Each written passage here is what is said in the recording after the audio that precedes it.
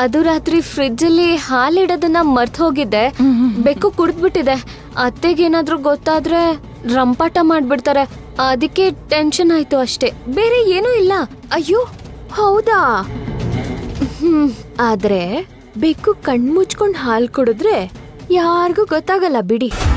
ಅಯ್ಯೋ ವಂಶಿ, ಇದೇನಮ್ಮ ಹೀಗೆ ಹೇಳ್ತಿದ್ಯಾ? ಬೆಕ್ಕು ಕಣ್ಮುಚ್ಕೊಂಡ್ ಹಾಲ್ ಕುಡಿದ್ರೆ ನೋಡೋರು ಗೊತ್ತಾಗಲ್ವಾ? ಅಲ್ವಾ? ಕರೆಕ್ಟ್, ನಾನು ಅದನ್ನೇ ಹೇಳಕ್ ಬಂದೆ.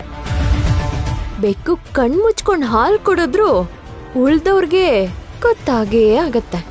ಹೌದು ವಂಶಿ, ಕರೆಕ್ಟಾಗಿ ಹೇಳ್ದೆ. ಹಾ, ನೀವಿಬ್ರು ಸ್ವಲ್ಪ ಹುಷಾರಾಗಿರಿ.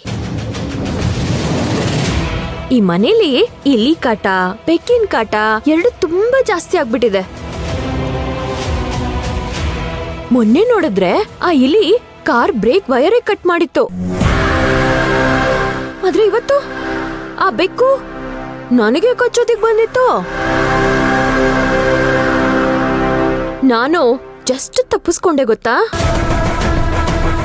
ಸತ್ಯನ ಜಾಸ್ತಿ ದಿನ ಮುಚ್ಚಿಡಕ್ ಹೋಗ್ಬೇಡಿ, ಅದು ಸೆರಗ ಕಟ್ಕೊಂಡಿರೋ ಕೆಂಡದ ತರ.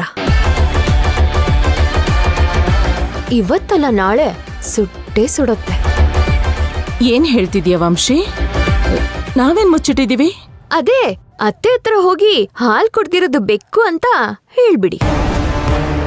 ಅದನ್ ಮುಚ್ಚಿಡಕ್ ಹೋಗ್ಬೇಡಿ ಅಂತ ಹೇಳ್ದೆ.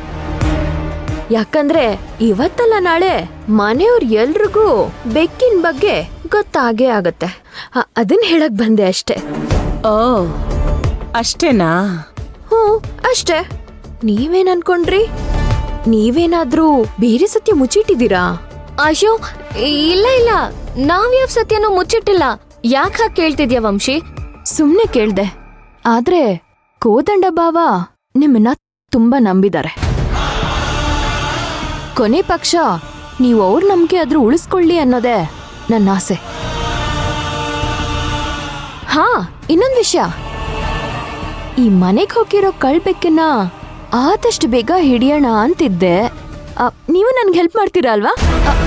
ಹಾ ಹಾ, ಖಂಡಿತ ಮಾಡ್ತೀವಿ. ಥ್ಯಾಂಕ್ ಯು ಅಕ್ಕ. ಅದಕ್ಕೆ ನೀವಂದ್ರೆ ನನ್ ಫೇವ್ರೆಟ್. ಅಯ್ಯೋ, ಅದಕ್ಕೆಲ್ಲ ಯಾಕೆ ಥ್ಯಾಂಕ್ಸ್ ಹೇಳ್ತೀಯ ವಂಶಿ? ಅದು ಕೂಡ ನನ್ ಕೆಲ್ಸನೇ ತಾನೆ. ಹೌದೌದು, ಈ ಮನೇಲಿ ಯಾವ್ದು ಇಲ್ಲಿ ತೊಂದ್ರೆ ಕೊಡ್ತಿದೆ ಅಂತ ನಾನು ಬೋನ್ ಇಟ್ಟಿದ್ದೆ.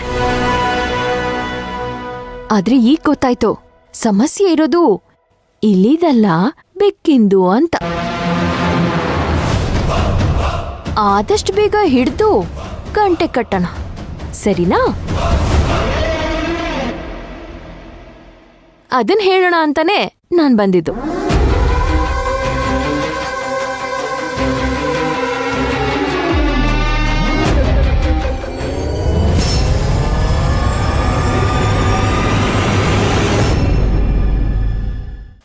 ಏನಾಯ್ತಮ್ಮ ವಂಶಿ? ಮತ್ತೆ ಬಂದೆ, ಏನಾದ್ರೂ ಹೇಳ್ಬೇಕಾಗಿತ್ತಾ? ಏನಿಲ್ಲ, ಹೋಗ್ ಬರ್ತೀನಿ ಅಂತ ಹೇಳೋದ್ ಮರ್ತಿದ್ದೆ. ಬರ್ತೀನಿ, ಬಾಯ್.